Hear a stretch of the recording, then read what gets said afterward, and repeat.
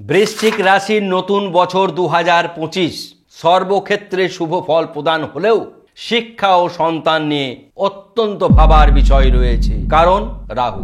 আচার্য কুশ Mukherjee astro পামিস numerology সেন্টারের পক্ষ থেকে বলি, বন্ধুরা, আমরা এই বৃশ্চিক রাশি বলতে গিয়ে প্রথমেই অনেক কথা বলতে পারতাম, অনেক শব্দ ব্যবহার করতে পারতাম যাতে বৃশ্চিক রাশির জাতক জাতিকারা ভয় পায়। আমাদের কাজ জ্যোতিষ শাস্ত্রে ভীতি প্রদর্শন নয়, সমস্ত মানুষকে ভালো রাখা। জ্যোতিষ শাস্ত্রের বৈদিক মুনি ঋষিরা তাই করে গেছেন। আপনি সমস্ত দিক ভালো নেবেন, এটি হবে না, এটা হতে পারে না। কোথাও না কোথাও কোনো গ্রহ খারাপ অবস্থায় থাকবে এবং খারাপ নক্ষত্রেও থাকবে। যেমন মঙ্গলের সঙ্গে সম্পর্ক, বৃশ্চিক রাশির মঙ্গলের সঙ্গে শনির সম্পর্ক অত্যন্ত মঙ্গল। যাদের জন্মকুণ্ডলিতে 2025-এর শনি মঙ্গল একত্রে রয়েছে, মঙ্গল রাহু একত্রে রয়েছে, মঙ্গল কেতু একত্রে রয়েছে, শনি মঙ্গল কেতু একত্রে রয়েছে, তাদের জন্য মহামৃত্যুঞ্জয় কবচ অবশ্যম্ভাবী। আমরা পরে বিচার বিশ্লেষণ করে আপনাদের বলে দিচ্ছি যে কেন প্রয়োজন। আমরা প্রথমে গ্রহদের ট্রানজিট অর্থাৎ গোচর বলবো। সর্বক্ষেত্রে শুভ পরিবর্তন যেমন আছে, শিক্ষা ক্ষেত্রে কেন অশুভ, সন্তান ক্ষেত্রে কেন অশুভ, এই দুটি বিষয় কিন্তু খুব গুরুত্ব। শিক্ষা ও সন্তান, ফিফথ হাউস, এই ফিফথ হাউসেই রাহু রয়েছে।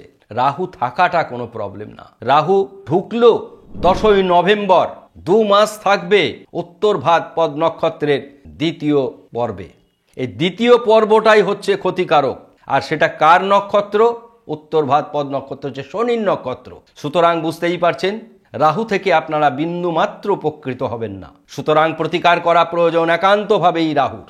রাহু কিসে তুষ্ট হয়, কি করলে খুশি হবে, সেই সমস্তগুলি আপনাদেরকে বলে দেব।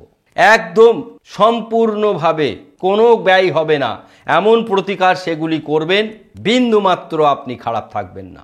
এটিই হচ্ছে জ্যোতিষ শাস্ত্রের প্রধান কাজ। আপনাকে সাবধান করা হচ্ছে, সাবধান করার পরে তার সমাধানের পথ বলা হচ্ছে। অনেকে বলেন, দাদা আপনি যে কথাটা বললেন এটা কি ভয় দেখিয়ে দেওয়া হলো? আপনাকে যদি সাবধান না করা হয় আপনি সেই কাজগুলি করবেন, আর তা যা আমরা আশা করছি সেইগুলো ঘটে যাবে। প্রত্যেক মানুষ সুস্থ থাকুক, প্রত্যেক মানুষ ভালো থাকুক, আনন্দে থাকুক, এটিই হচ্ছে জ্যোতিষ শাস্ত্রে যারা খুব ভালো উন্নত মানের জ্যোতিষ চর্চা করেন তাদের কাজ হওয়া উচিত। সুতরাং যে কোনো পরামর্শ অভিজ্ঞ গ্রহাচার্যের পরামর্শ নেবেন, তারা সঠিক বিধান আপনাকে দেবে, সঠিক উপায়ে আপনাদের পূজা অর্চনাগুলি করে দেবেন। আমরা প্রথমে বলবো গ্রহের ট্রানজিট, অর্থাৎ বৃহস্পতি রয়েছে বৃষ রাশিতে, মঙ্গল কর্কট রাশিতে রয়েছে, এটি আপনাদের জন্য শুভ। কেতু কন্যা রাশিতে রয়েছে, বুধ বৃশ্চিক রাশিতে রয়েছে, এটিও আপনাদের জন্য খুব শুভ নয়। রবিচন্দ্র আপনার ধন স্থানে রয়েছে, সমৃদ্ধি যোগ, ধন স্থানে সমৃদ্ধি যোগ, তার মানে টাকা পয়সার অভাব হবে না। মানুষ যদি অর্থ পেলেই সব সুখ হয় তাহলে আমাদের এই জায়গাটা সাবধান করার কথা থাকতো না, অর্থতে ভরপুর হয়ে যাবে। আপনারা মিলিয়ে নেবেন 2025 বৃশ্চিক রাশির জাতক জাতিকারা বিন্দুমাত্র অর্থ কষ্ট থাকবেন না, অত্যন্ত আর্থিক দিক থেকে স্বয়ংসম্পূর্ণ হবেন, স্বাবলম্বী হবেন। কোনো প্রকার ঋণ থাকার কথা নয়, কিন্তু শিক্ষা সন্তান সেটি অত্যন্ত ভাবিয়ে দেবে। তাহলে দ্বিতীয় স্থানে সমৃদ্ধ যোগ, তৃতীয় কোনো গ্রহ নেই। চতুর্থ স্থান পিতৃমাতৃস্থান, প্রাথমিক শিক্ষার ক্ষেত্র, চতুর্থ ক্ষেত্র অত্যন্ত গুরুত্বপূর্ণ। সেখানে দুই বন্ধু শনি এবং শুক্র একত্রে রয়েছে। শনির মূল ত্রিকোণে অর্থাৎ কুম্ভ রাশিতে, রাহুর নক্ষত্রে শনিদেব রয়েছে। এটি অত্যন্ত গুরুত্বপূর্ণ বিষয়। অর্থাৎ মা বাবার শরীর ভালো যাবে, মা বাবা থেকে অনেক কিছু প্রাপ্তি ঘটবে, প্রাথমিক স্তরে যারা শিক্ষায় রয়েছেন তাদের শিক্ষায় অগ্রগতি ঘটবে। এবার মূল শিক্ষার ক্ষেত্র পঞ্চম স্থান ও সন্তান ক্ষেত্র, সেখানে রাহু। এই 10ই নভেম্বর থেকে 10ই জানুয়ারি 2025 পর্যন্ত, 10ই নভেম্বর 2024 থেকে 10ই জানুয়ারি 2025 দীর্ঘ 2 মাস 60 ডেজ শিক্ষা ও সন্তান নিয়ে জর্জরিত থাকবেন। কারণ রাহু রয়েছে মীন রাশিতে, আপনার রাশির পঞ্চমে। গ্রহের বিন্যাস শুনলেন, 9টি গ্রহ কে কোথায় রয়েছে। আমরা অ্যাট এ গ্লান্স আসবো, আমাদের ভালো কোথায়, মন্দ কোথায়। মন্দ বললাম শুধুমাত্র একটি দিক, শিক্ষা ও সন্তান, তার প্রতিকার বলে দেব। আপনারা শরীর মন শুভাশুভ ভালো মন্দ মিশ্র ফল হবে, কেননা জানুয়ারির পর মানসিক দিকটা অত্যন্ত ভালো থাকবে, শরীর মন। 10 জানুয়ারি পর্যন্ত রাহুর কারণে মানসিক দিকও সমস্যার মধ্যে আপনাদের থাকবে। ধনস্থান অতি শুভ, ভ্রাতাভগ্নী শুভ, মা বাবা অতি শুভ, শিক্ষা অশুভ, সন্তান নিয়ে দুশ্চিন্তায় থাকবেন, অত্যন্ত দুশ্চিন্তায় থাকবেন।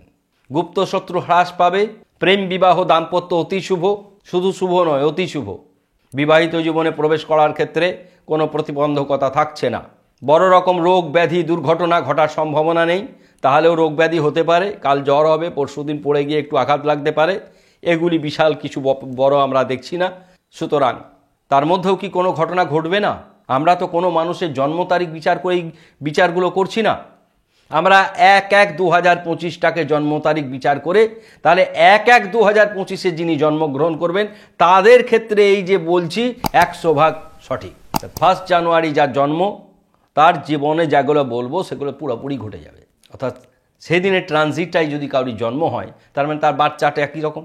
আমরা জন্ম ছক পেলে সে কোন নক্ষত্রে আছে, কি নক্ষত্রে আছে বলবো। তাহলে অষ্টম স্থান বললাম, ভাগ্য অতি শুভ। শুভ মানে যা হাত দেবেন তাই শোনা। কর্ম শুভ, কেরিয়ারে উন্নতি হবে, ব্যবসা দেখার মতন হবে, দেখার মতন ব্যবসায় হবে উন্নতি। ক্রোধ থেকে সাবধান থাকবেন যাদের জন্মকুণ্ডলিতে অঙ্গার যোগ রয়েছে। বারবার সচেতন করছি, মঙ্গল রাহু, মঙ্গল কেতু, মঙ্গল শনি কেতু একত্রে মহামৃত্যুঞ্জয় কবচ। এই অঙ্গার যোগ ও দুর্ঘটনা যোগ যদি সূচিত হয়, তাহলে মহামৃত্যুঞ্জয়ের বিকল্প আর কিছু নেই। ভাগ্য শুভ বললাম, কর্ম কেরিয়ারে অত্যন্ত শুভ, আয় শুভ, ব্যবসা অতি শুভ, ব্যয় সাধারণ, সঞ্চয় ভালো, আইনি সমস্যা থাকবে না। বিপরীত লিঙ্গ থেকে সমস্যা দেখা দিতে পারে কিঞ্চিত ক্রোধের কারণে, আর কোনো বিষয় এখানে আমাদের থাকছে না। 12টি ভাব বিচার বিশ্লেষণ করলাম। আশা করি আপনাদের ভিডিও ভালো লাগবে। তার আগে টোটকা কি, সন্তান জন্যে এবং শিক্ষার জন্য কি করবেন? নীল সরস্বতী কবচ প্রস্তুত করাবেন জন্মকুণ্ডলী বিচার বিশ্লেষণ করে, অথবা নীল সরস্বতী বীজমন্ত্র করবেন। ওং শ্রীং হ্রিং স্ত্রিং হুং ফট। ওং শ্রীং হ্রিং স্ত্রিং হুং ফট। নীল সরস্বতী দেবী তারাকে বলে। তারার ছবি দেখে আপনারা স্ক্রিনে দেখতে পাবেন, এই বীজমন্ত্র করবেন। যদি না পারেন, সময় না পান, 5 মুখী রুদ্রাক্ষ ধারণ করবেন। সন্তান দিকেও করাতে পারেন, নিজের শিক্ষার জন্যও করতে পারেন। প্রতিকার সর্বক্ষেত্রে সুন্দর প্রতিকার আমরা আপনাদের কাছে তুলে ধরছি। আশা করি আপনাদের সকলের ভিডিও ভালো লাগছে। ভালো লাগলে আমাদের রেসপন্স করবেন, শেয়ার করবেন, সাবস্ক্রাইব করবেন, মন্তব্য করবেন। ফেসবুক থেকে যারা দেখছেন ফলো করতে ভুলবেন না। সকলে ভালো থাকুন, ধন্যবাদ।